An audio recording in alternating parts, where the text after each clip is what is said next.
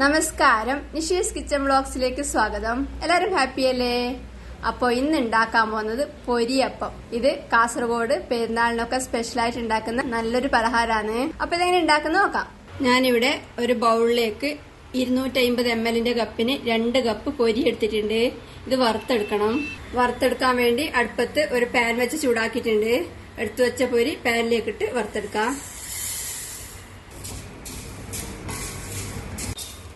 ഇപ്പോ പൊരി പാകത്തിന് വറുത്തിട്ടായിട്ടുണ്ട്. തീ കുറച്ച് വറുത്തെടുക്കണം. ചെറുതായി ഒന്ന് കളർ മാറുന്നത് വരെ വറുത്തെടുത്താൽ മതി. ഇനി തീ ഓഫ് ചെയ്ത് ഇത് ബൗളിലേക്ക് മാറ്റാം. വറുത്തെടുത്ത പൊരി ഇപ്പം ചൂട് കുറഞ്ഞിട്ടുണ്ട്. ഇത് മിക്സിയുടെ ജാറിലേക്കിട്ട് പൊടിച്ചെടുക്കാം. അധികം നൈസായിട്ട് പൊടിയണ്ട, തരിതരിപ്പായിട്ട് പൊടിച്ചെടുത്താൽ മതി. പൊരി ഇപ്പം തരിതരിപ്പായി പൊടിച്ചെടുത്തിട്ടുണ്ട്. ഇതിനൊരു ബൗളിലേക്ക് മാറ്റാം. ഇനി ശർക്കര ഉരുക്കിയെടുക്കണം. ഞാനിവിടെ അടുപ്പത്തെ ഒരു പാത്രത്തിലേക്ക് 250 ഗ്രാം ശർക്കര എടുത്തിട്ടുണ്ട്. ഇതിലേക്ക് 1/2 കപ്പ് വെള്ളം ഒഴിച്ച് തീ കത്തിച്ച് ഉരുക്കിയെടുക്കാം.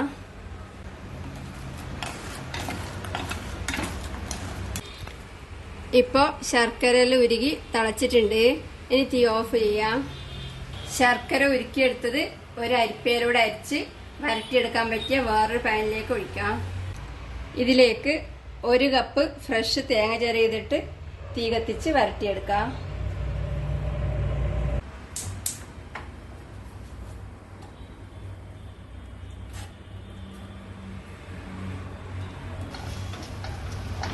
ഇപ്പോ ശർക്കര ഉരുക്കിയത് തേങ്ങ ചിരകിയതും കൂടെ ചേർത്ത് നല്ലോണം തളിച്ചിട്ടുണ്ട്. ഇനി ഇതിലേക്ക് അരിപ്പൊടി ചേർക്കണം. ഇത് നമ്മൾ ചോറ് വെക്കുന്ന പുഴുങ്ങലരി ഒരു പാനിലിട്ട് ബ്രൗൺ നിറാവുന്നവരെ വറുത്തെടുത്ത ശേഷം മിക്സിയിൽ പൊടിച്ചെടുത്താണ്. 1/4 കപ്പ് അരിയാണ് എടുത്തത്. ഇതിലേക്ക് ചേർക്കാം. ഇത് ഇളക്കി കൊടുക്കാം.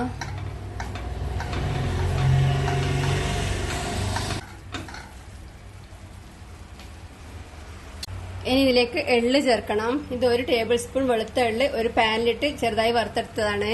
ഇതിലേക്ക് ചേർക്കാം. ഞാനിപ്പോൾ വെളുത്ത എള്ള് എടുത്തത്, കറുത്ത എള്ളുണ്ടെങ്കിൽ അതെടുക്കാം. 1/4 ടീസ്പൂൺ ഏലക്ക പൊടിച്ചത് ചേർത്ത് ഇളക്കി കൊടുക്കാം. ഇതിന്റെ കൂടെ ജീരകപ്പൊടിയോ ചുക്കുപൊടിയോ ഒക്കെ ചേർത്താൽ ടേസ്റ്റ് കൂടുതലായിരിക്കും. ഞാനിപ്പോൾ ചേർക്കുന്നില്ല. 2 നുള്ളി ഉപ്പ് ചേർക്കുന്നുണ്ട്. ഇത് ഇഷ്ടമില്ലാത്തവർക്ക് ഒഴിവാക്കാം. ഇതൊന്ന് ഇളക്കി കൊടുക്കാം. ഇനി ഇതിലേക്ക് പൊരി വറുത്ത് പൊടിച്ചെടുത്ത് ചേർത്ത് നല്ലോണം ഇളക്കി മിക്സ് ചെയ്തതിന് ശേഷം തീ ഓഫ് ചെയ്യാം.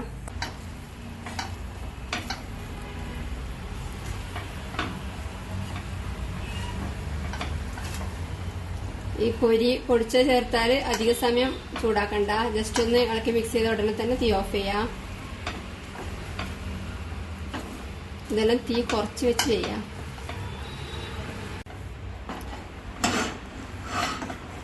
ഇപ്പം എല്ലാം നല്ലോണം ഇളക്കി മിക്സ് ചെയ്ത് തീ ഓഫ് ചെയ്തിട്ടുണ്ട്. ഇതിനെ ഒരു പ്ലേറ്റിലേക്ക് മാറ്റാം.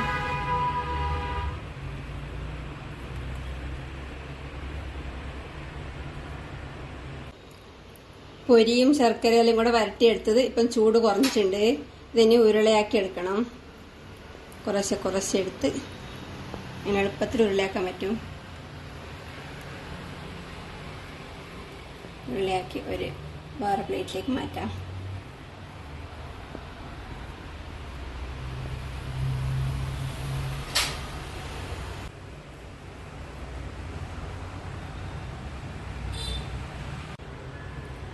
എല്ലാം ഉരുളയാക്കി എടുത്തിട്ടുണ്ട്. ഇതിനി അരിമാവിൽ മുക്കി എണ്ണയിൽ പൊരിച്ചെടുക്കണം. അരിമാവ് ഉണ്ടാക്കാൻ വേണ്ടി ഇത് 1 കപ്പ് പച്ചരി 5 മണിക്കൂർ വെള്ളത്തിൽ കുതിർത്ത് വെച്ചതിന് ശേഷം നന്നായി കഴുകി വെള്ളം ഊറ്റിയെടുത്താണ്. ഇതിനി അരച്ചെടുക്കാൻ വേണ്ടി മിക്സിയുടെ ജാറിലേക്ക് ഇടാം.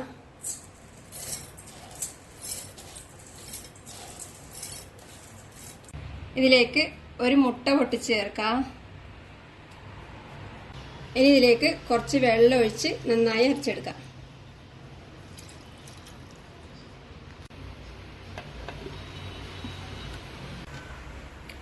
അരിയും മുട്ടയും കൂടെ നന്നായി അരച്ചെടുത്തിട്ടുണ്ട്. ഇതിൻ്റെ ഒരു ബൗളിലേക്ക് മാറ്റാം.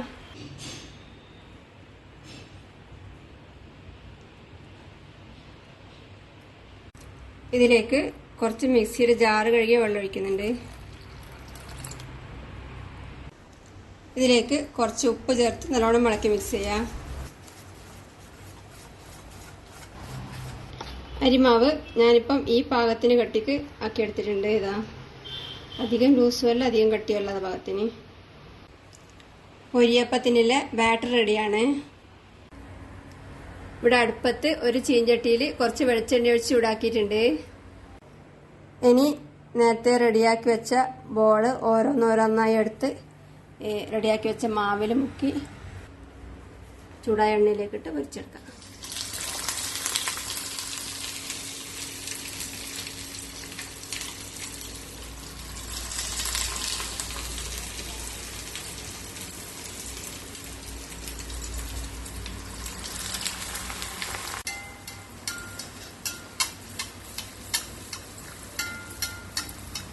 എണ്ണയിൽ മുങ്ങി കിടക്കുന്നില്ലെങ്കിൽ ഇതേപോലെ കുറച്ച് എണ്ണ ഇതിന്റെ മേലേക്ക് ഇങ്ങനെ കോരി വെച്ച് കൊടുക്കാം. ഇതിന് തിരിച്ചിട്ട് കൊടുക്കാം.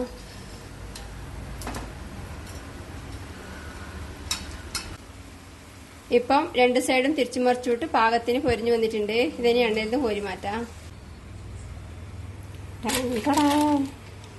ബാക്കിയുള്ളതും കൂടെ ഇതേപോലെ പൊരിച്ചെടുക്കാം. എല്ലാം ചുട്ടെടുത്തിട്ടുണ്ട്. ഇതിന് വേറെ പ്ലേറ്റിൽ വിളമ്പാം.